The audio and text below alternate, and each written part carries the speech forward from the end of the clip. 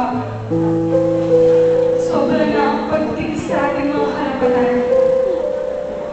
Marami mga tao na, lalo na ang ating mga pastor, ang nasaktan na nag-uwis ng buhay.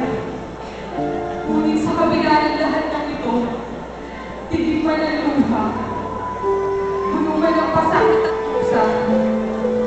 Alam natin na tayong lahat ay sumusunod lamang sa banal na iyon.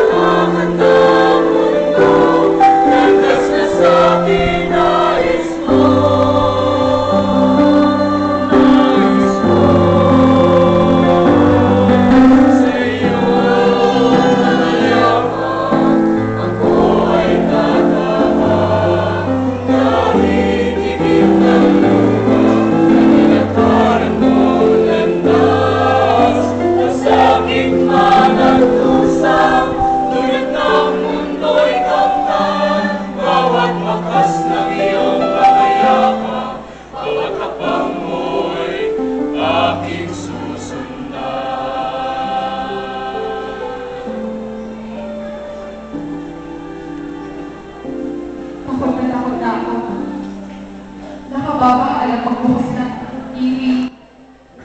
Hindi ng aking cellphone dahil baka isang balita na naman ang pagdakip ang aking malaman. Ang aking marinig.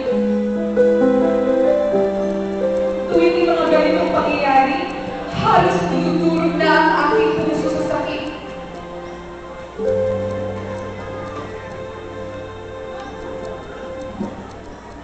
Subalit may isang hindi nagbabago. At ito ay ang pangako sa atin ng ating Panginoon. Ang pagsama niya sa atin saan man tayo magtungo, sapagkat nangako siya na hindi niya tayo iiwan, hindi pababayaan man.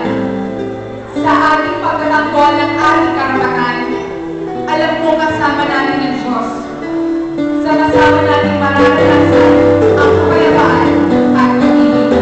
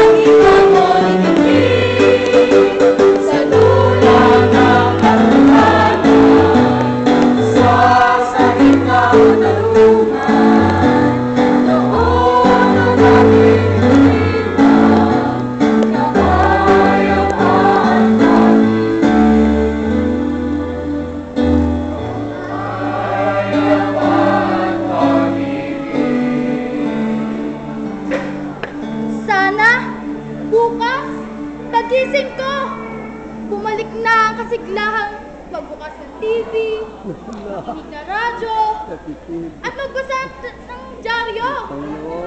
Sana, bukas, pagising ko, malaya na ang mga nakapihit sa bilangguan na wala namang kasalanan. Nabigyan na sana ng katarungan ng mga naapi. Wala nang nadadakip. Wala nang ng takot sa dibdib. Wala nang agam-agam sa buhay at hindi na inaalala ang kinabukasan.